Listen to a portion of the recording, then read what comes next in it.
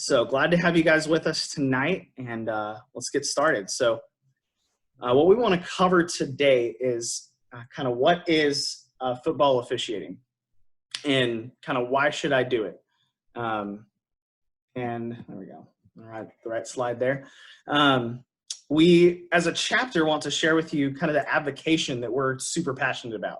It seems really simple from the outside, but this hopefully will give you a better picture of everything that's involved in officiating. Those of us who currently officiate football consider ourselves to be, passionate about it and motivated. And I call myself an officiating geek. So, hopefully you can get a view of why we love it and why you should do it. And then after that, we'll kind of briefly discuss the process of, when you're ready to get going. So a little bit about myself. My name is Matt Holmquist. I've been officiating at the high school level and above for about 8 years now, coming up on season 9. Not counted in those years. I officiated some Pop Warner when I was in high school. I worked a little bit of that. I currently work line of scrimmage. My current position is line judge in high school, and I work the headline judge position in college in the Southwestern College Football Officiating Consortium. We officiate multiple levels of college football, but the main one is the Lone Star Conference in Division II. This will be my second season with the new officials class. Something I just love doing, and we'll talk football, film, rules, mechanics any day. So I love meeting all the new officials and seeing what I can do to help them out. Also with me on this call is Kirk Wisniewski. So Kirk, if you're there, I'll let you introduce yourself. You're breaking up pretty bad, so I don't know if you asked me to introduce myself. Go for it. All right, so name's Kirk Wisniewski. I've been in the chapter for 12 years. Worked high school line of scrimmage, both line judge and head linesman. I'm now in the CFO West Conference as a field judge. Actually, Matt, I need to update that. I now work for a company called Convergent Technologies as a contract manager.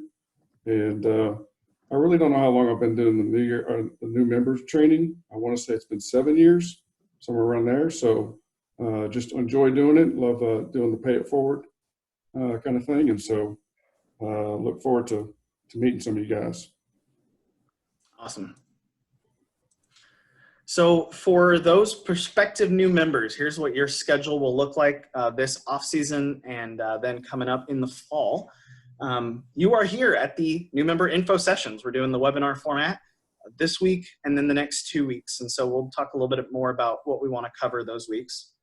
And then our tentative schedule that hasn't been finalized with kind of the rest of the chapter will start late June and then meet twice in July, every Monday in August, and then every other Monday throughout the remainder of the football season. So once those dates have been finalized, they'll be posted on the FWFO website that we'll talk about, as well as you'll probably get an email if you've interacted with us at all. We have you on any sort of mailing list. We'll make sure to update you there.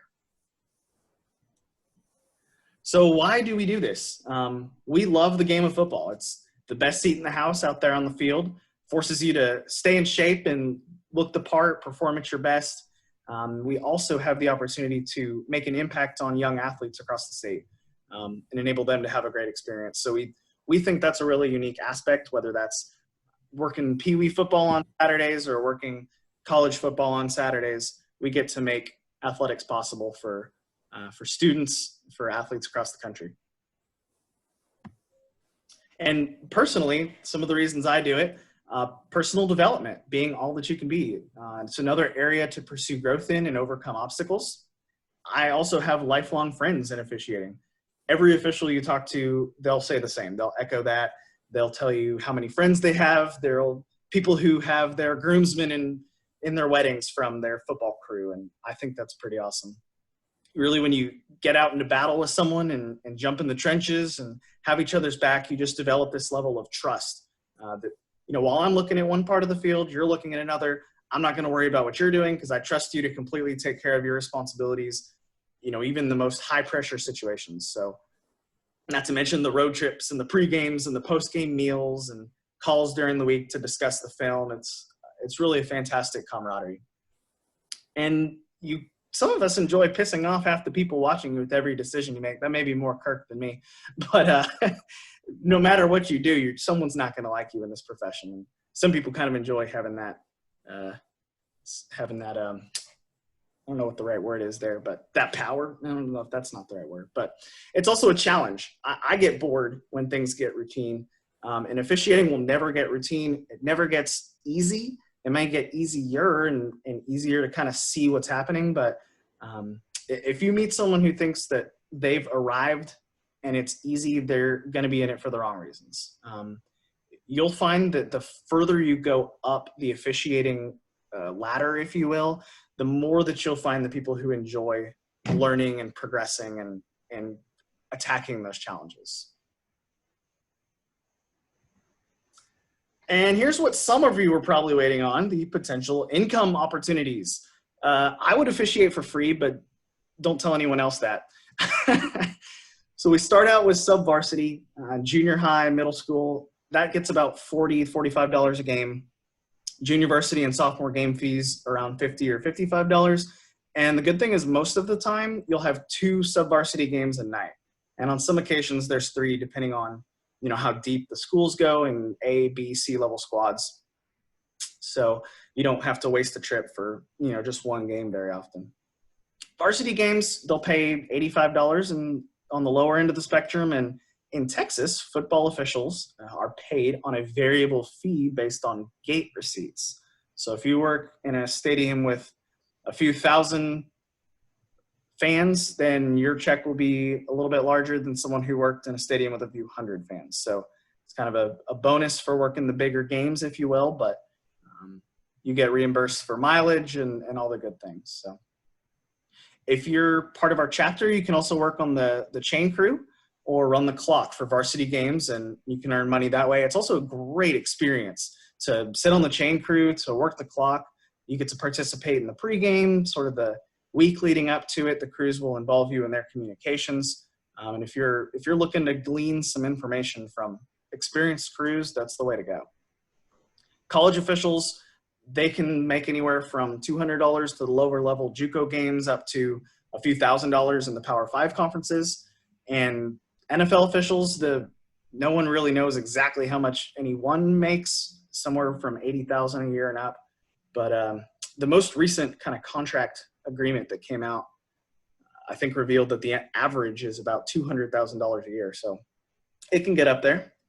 But we all know that $40 a game plus hot dogs is the way to go on Saturdays at Pee Wee football. So, and again, if you're finding an official that's only in it for the money, they're not going to be an official very long. If you work enough games, you can have a great season of paychecks. But one of the reasons that we do this is that we'll hope you'll find more reasons to stick around. So what is the life of a football official? And this is only June to November. We kind of go all year round with our rules study and chats and video reviews and things like that. But on the left column, you can kind of see what a typical high school official experience is in a season.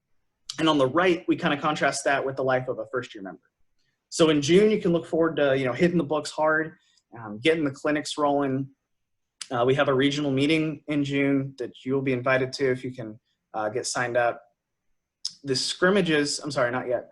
July, we'll start our chapter meetings. And chapter meetings, we start with general chapter business, might bring in some guest speakers. We'll have position breakout meetings, and then we'll review rules and plays.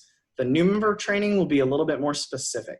Our chapter meeting can vary for the experienced members and their topics. Our new member training is pretty structured to get you from your first day stepping on the turf to getting you into your second season. We really want to make that an effective experience for you, so we structure those accordingly. Once you get into August, we get the opportunity to kind of step on the field a little bit for scrimmages. And if you continue with us, we'll walk you through what you need to do to show up for those scrimmages, what you need to wear, how to sign up, how to figure out which ones to go to. And then late August, early September, we're ready to go. And you as a new member, you'll continue going to the new member training classes. There will be some sub-varsity games on Monday nights, and there's always spots open. The chapter might need help working those games. But for you guys, we ask you to try to block out those dates as much as possible to be at that new member class. It really makes a difference in your development to discuss and to walk through rules and to watch the film along with us. And you may be able to kind of download that PowerPoint that we'll put out afterwards, but there's really not a substitute for rules and video discussion with the group. And so we feel strongly enough about that to ask you to really try to be there at those meetings.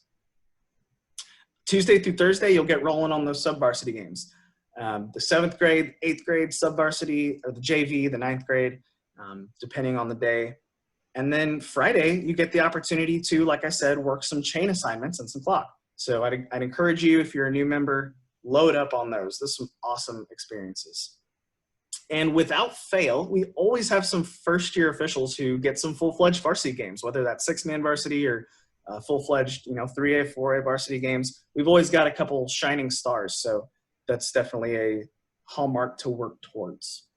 Saturday, go get some hot dogs, some $40 game checks, work a bunch of peewee games, see how many you can work.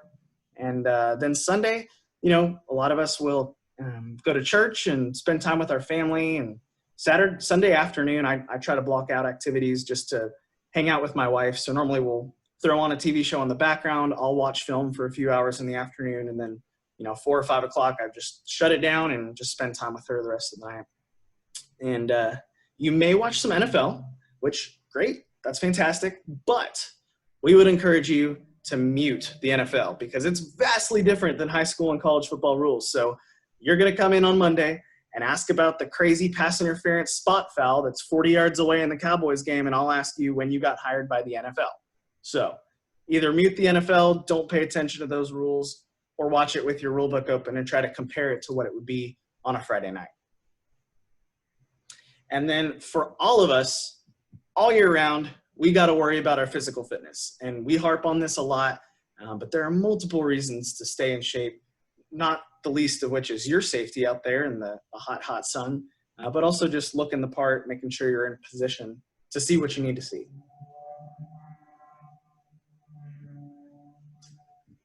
So how do I get assigned those games? You'll hear us throw around Ref Town. That's our assigning website. And then we also have sub-varsity coordinators. And we'll demonstrate the Ref Town platform in a class closer to the fall. So if you have no idea what we're talking about, don't worry, you're not going to fall behind. We'll go over that in class, throw it up on the screen, kind of walk you through it as you get going. And then year 2, after you've gone through an awesome first year, we get back to it. Rules, mechanics, fitness, clinics.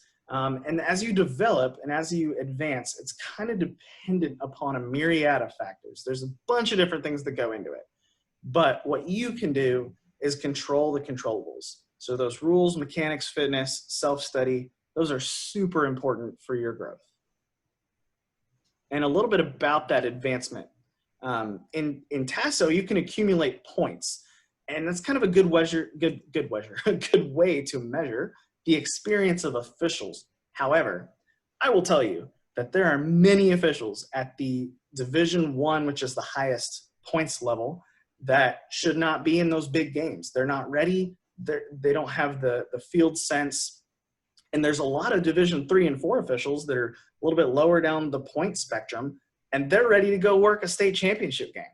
And it's about who you are, the work you put in, the attitude that you have, and the way you work. It's not just about racking up those TASO points. So if that's all you're concerned about, then you can, kind of rest assured that we're going to do our best to develop you and mentor you into where if you don't have as many points as someone else, that's not going to be the thing that breaks it.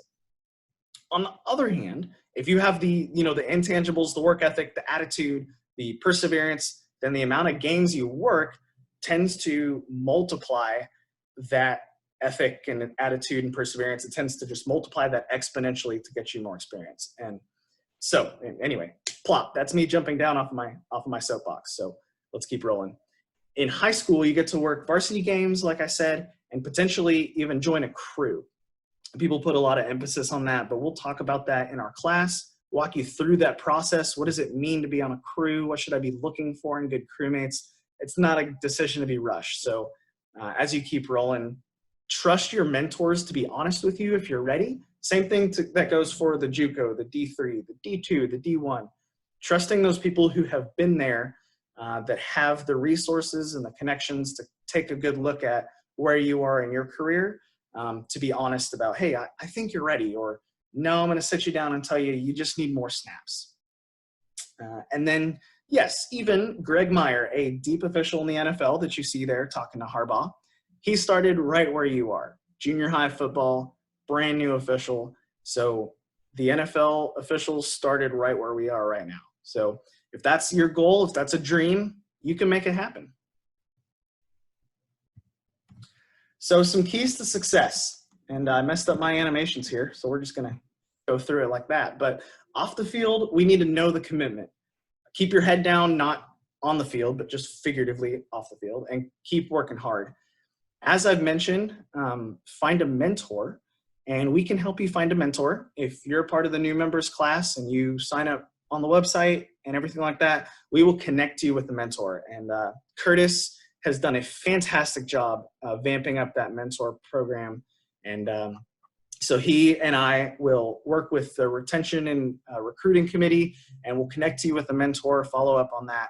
And we've heard from our new members that that's a really positive experience for them in their first year when they can connect with a mentor. And then, like I've said, stay in shape. We harp on this a lot because so many officials would be so much better if they could just take their diet and their exercise and make that an emphasis. And then, like I said, be patient. Let's go back. Let's be resourceful. You'll find real quick in the new member training sessions, we love to just throw the question right back at you. So if you want to ask a question, you better gear up to figure out how we're going to get there. We're not just going to give you the answers. We teach you how to find them and how to figure it out along the way. And then lastly, be patient. Football is complicated. Officiating is a very complicated sport. We think we're ready for that next step far before we actually are. I've been in that boat, and it took my mentor being brutally honest with me that, Matt, you need to get more snaps before you learn those on-field lessons that are necessary to reduce your mistakes and be ready for the next step. And then lastly, off the field, please make sure that your priorities are in line. Whatever's important to you off the field, keep it that way. Faith, family, relationships, football, in that order. And work probably falls into family. If you're not taking care of work, you're not supporting your family. Some people structure their careers around football. They have a little bit more flexibility. Others just plan a little bit better for the evening games and weekend commitments. But communication is the key. Communicate with your family. Let them know what you're up against. Communicate with your workplace. Let them know what's going on. But keep those priorities, because people can potentially make mistakes where they don't prioritize the right things. And football will always be here, but your family, you need to take care of them. So hopefully by this point, you're sitting there on the edge of your seat. You're calling me an officiating geek because I'm just so pumped up right now, and you're ready to get started. It all starts at fwfo.org/join. This way you get on our list, let us know you're in. You'll start getting email updates whenever we start sending things to other members. If this is all you do when you're ready, then do it. We'll send you a welcome email once we get your registration in. It'll tell you the next steps, how to join TASO, resources you'll need, where to find uniforms. And so you'll have a $65 chapter fee, a $40 fee for the TASO, which is the state officiating organization. And we'll give you some resources, where to find your uniforms, where to find your equipment. And like I said, that welcome email, Curtis has done a really good job of getting that. If you haven't met Curtis yet, you'll hear from him. He's done a great job increasing the touch points we have with our members. And correction, new member fee is $30 for Fort Worth. So scratch out at 65. Let's see if I can go over here, go back. We're gonna false. This is $30. Thanks, Rod. $30, what a deal. So for a total of $70, you're in. You got TASO, you got Fort Worth. $65 was floating around somewhere, and I copied and pasted without checking, so thanks, Rod. But make sure that you budget for that. like I said, if you kind of go back to where the fees are, you can get your equipment and your chapter fees and make it all up in a total of 2 or 3 games. So really a good deal. And after you've signed up, the best resource is the rulebook. I'll talk about a few others, but this should be your #1 go-to. You can download a free PDF at ncaa.org, or you can just Google the NCAA football rulebook. It'll be out there. It's free. You can download a PDF. You can download it in, I think, a couple different like Kindle or Apple Books formats, but I just have it as a searchable PDF on my phone. So you can get going on the 2019 rulebook. There's some TASO exceptions, but really the biggest thing is just getting in the rulebook. Start with those definitions.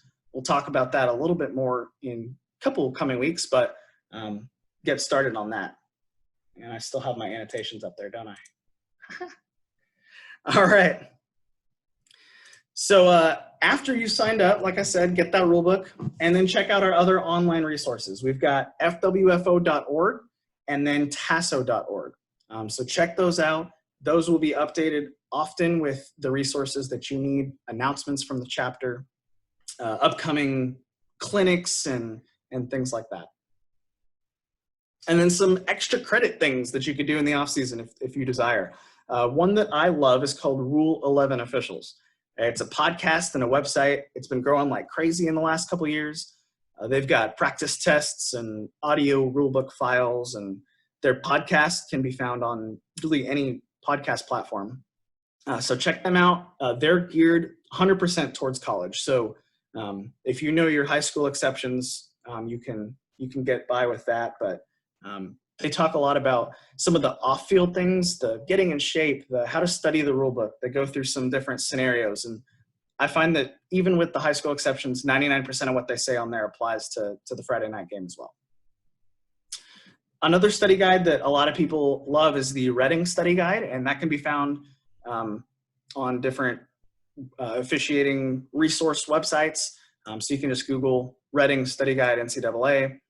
And then one that's pretty cool is because Texas High School uses NCAA rules, you have the opportunity to glean from the resources that college football officials use. And one of those is Arbiter Sports. And the NCAA has an option for TASO officials to join that group. And it's only, I think, $25 the last I checked. It's a fraction of, I pay $300 to get on there. So once you have access to that, you get to see all the quizzes and the videos put out by Steve Shaw, who's the national coordinator for football officials, as well as Dean Blandino, who's the national coordinator for replay. That doesn't apply to Friday nights, but it's still kind of cool to see. Another price correction, it's $40 for the CFO on Arbiter. So it's gone up since I checked a couple of years ago. Spitting off the top of my head here. Thanks, Rob. And then lastly, the resource you'll need for officiating is the Football Officials Manual. And we'll work through some of this in the class, but kind of like the rule book, this is up to you to study and learn. And so like the rule book, download that, get through it. We'll talk about it in class, but really do some learning on your own, because the more that you digest this before you get to a class, before you talk about it with someone else, the more that it'll be able to be applied when we ask you some questions, give you some pop quizzes, and throw some film up there. And to stay in touch, you can follow us on Twitter, Instagram, and Facebook. So check us out, FWFO Officials on Twitter, Stripes in Action on Instagram, and Facebook. It's just look at Fort Worth Football Officials. So check us out there. So as we wrap up, you'll be working 5, 4, and 3-person crews. So we'll talk about those mechanics a little bit. And we don't teach judgment, but we can teach you rules and mechanics. So read up on those as you get prepared to come to class in the fall. And like I said, get in shape. This is for safety, heat acclimation, but also, looking the part. You want to be in the right spot when you need to be. So hopefully that was helpful. Hopefully that was informative for you. Over the next couple weeks, here's a couple of other things that we want to do. We want to provide you some specifics on how to use the resources you have. where do I start in the rule book? How do I read the rule book? How do I use the references and the approved rulings? We'll talk about all that. The building blocks of learning football rules and mechanics, as well as navigating the people part of officiating. Who do I talk to if I need help with scrimmages? How do I talk to assigners? What's our main tools we have for communicating with each other? What does interaction with my crewmates before the game look like? We'll talk about all those things and more. And we'll send out a link to next week's session to all of you here today. And then if you have questions, make sure to email me at mattholmquist13@gmail.com. And before we finish out, I'm going to let Rod McLean hop on here. So Rod, you are live. So if you just, you should be, let's see, if you can unmute your, how's that? There you are. I hear you. All right. Hey, I thank you, Matt, for letting me jump in for just a minute. I just wanted to welcome all the new members that have taken the time to come in this evening and say welcome. We appreciate you taking this step to be a brand new football official. And I promise you, those things that Matt mentioned tonight are spot on. You know, you're going to have an opportunity. You're going to learn more about football than you ever thought you knew. And like most of us, you are going to absolutely love it. You are very unique in that usually we'd be doing this in person, but as you all know, we've got a little thing going around, so we're not able to get together. But I think this is going to be a great opportunity. I know that a lot of our members and college officials and everyone are really taking advantage and going together. I just had a webinar tonight with my crew, and we're reviewing film from last year and going over it. So it's something that I hope you're going to really, really enjoy, and appreciate you taking the time to jump on here. And the next one's coming up, and I promise you there's going to be a lot more stuff coming forward. So welcome and thank you for being here.